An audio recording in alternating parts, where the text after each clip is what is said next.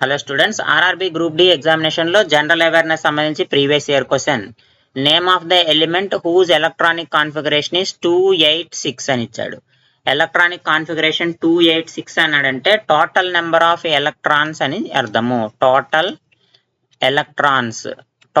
Electrons ఎంత అంటే 2 + 8 + 6 ఎంత అవుతుంది? 16 ఎలక్ట్రాన్స్ ఉన్నాయమ్మా. 16 ఎలక్ట్రాన్స్ ఉన్నాయంటే దాని యొక్క అటామిక్ నెంబర్ ఎంత? 16 అని అర్థము. ఎప్పుడైతే అటామిక్ నెంబర్ 16 ఉందో అటామిక్ నెంబర్ 16 ఉన్నటువంటి కాంపౌండ్ ఏంటి అంటే sulphur. Fluorine atomic number 9, beryllium atomic number 4, potassium atomic number 9. So కాబట్టి 16 అటామిక్ నెంబర్ ఉన్నటువంటి ఎలిమెంట్ ఏది అంటే సల్ఫర్ అమ్మ. సో మనకి ఇక్కడ 2816 అన్నాడంటే 1s2, 2s2, 2p6 అంటే సెకండ్ ఆర్బిట్ లో 8 ఎలక్ట్రాన్స్ ఉన్నట్టు.